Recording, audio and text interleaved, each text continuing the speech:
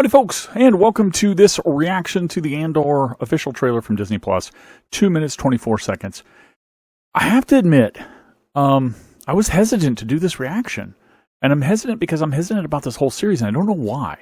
I'm thinking it might have something to do with the fact that there's a lot of hype for this show and for this character. And I barely remember this character from the movie Rogue One, right? I remember Rogue One. I liked Rogue One, but I just didn't really hone in on this character. It was kind of the leads, I guess, but I guess maybe he was one of the leads. To be honest with you, I don't remember much about Andor. So I was hesitant to do the reaction because I'm a little worried that I may not enjoy the series. Now, this may turn out to be the greatest series ever for Star Wars on Disney Plus. I don't know. But that's why I was kind of hesitant. So I'm going to go into this with an open mind because I have literally no impression or biases or thoughts about Andor because I just don't remember much about the character or what's going on with him. So let's watch the trailer through one time. Maybe go back and talk about some things in more detail afterwards, but here we go.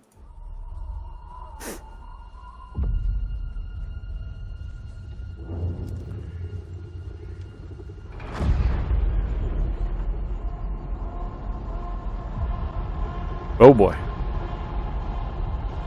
That would definitely get your attention. To steal from the Empire? To just walk in like you belong? They're so proud of themselves. So fat and satisfied. They can't imagine that someone like me would ever get inside their house. Cassian Andor. The Empire is choking us so slowly. We're starting not to notice. What I'm asking is this. Wouldn't you rather give it all to something real? Okay. I need all the heroes I can get. For the greater good. Call it what you will. Let's call it war. There's fermenting out there, son. The rebellion is already happening at this point, right? Fermenting. I mean, the rebellion started as soon as the Empire started, basically, so yeah. You're in my net. Are you a fish? Or are you a thief? You're slipping. I'm not slipping. I've just been hiding for too long. Seems to be focusing a lot on that character more than Andor. As long as everyone thinks I'm an irritation, there's a good chance they'll miss what I'm really doing. What are you really doing?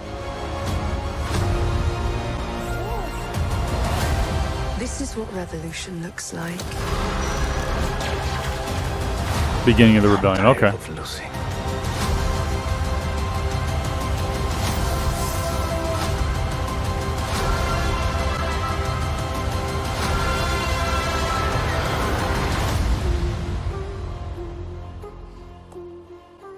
Okay. They had no funky Disney Plus thing that time. Let me mute it and just come through it and talk about some stuff. I like the more of a, a green non-technological planet here. There's some technology, but it's, backwards, but then the Star Destroyer comes in and they're like, "Oh my god." It's like this planet's being, I'm going to guess, I don't know anything, guys. I'm not a big Star Wars guy. I enjoy the live action stuff and the animated stuff, and that's it. I don't read any books or dig deep into canon or anything. But so this looks like they were kind of an agricultural planet or something, and then the Empire came along and started mining. It's a quarry for things and kind of really destroying their planet, probably. And so it's part of of his rebellious nature is try to get back at these people who are destroying his planet, probably. But he seems pretty young here, so I guess this is really early, like right after the Empire formed sort of things we're seeing here, as he's a kid, it looks like. And then later on, with the Imperial Senate, and here he's still a kid, but then here he's an adult. I'm presuming that's the same character. It may not be. She's interesting. See her a few times. Love the troopers behind her. But yeah, okay. So this is it's the forming of the rebellion over time. It looks like. I don't know where the majority of the time is going to be spent in the series. Again, this is all presuming that one in the yellow cloak or whatever is a younger Andor. May not be. This may all be happening at the same time. But it is a prequel to Rogue One, right? So, I mean, I'm very curious about this, but it seems like his character, same character, right? No, not the same character. Oh, yeah. No, not the same character. Anyway, it looks like he's got a lot of the focus on this. Obviously, it's named Andor. So you would think that the Andor character would be a focus, but we're following multiple characters, including her. And she's I forgot her name now, right? Isn't she a younger version of the leader of the rebellion, right? Leia wasn't really the leader per se. She was like the figurehead. She did a lot, but I think this one, I don't want to screw up her name. It's like a couple of M's. Isn't that who this is? Again, correct me in the comments. I only know what I remember, and I'm not very good at remembering. So forgive me. Yeah, Birth of the Rebellion. Okay, so it's just going to be kind of in that phase just prior to Rogue One, I'm guessing. And so we're going to get a lot of stuff as the rebellion is forming and building prior to events we see in, obviously, Episode 4. Rogue One took place right before Episode 4, right? Because the end of Rogue One is literally the beginning of Episode 4 with Leia receiving the plans. So this is even before that. But not too far before that, I'm guessing. This might actually end leading into Rogue One, perhaps.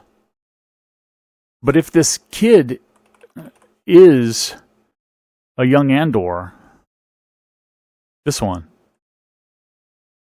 if this is a young Andor, which I'm getting the impression it is because he's voicing over and talking about, getting inside the Empire.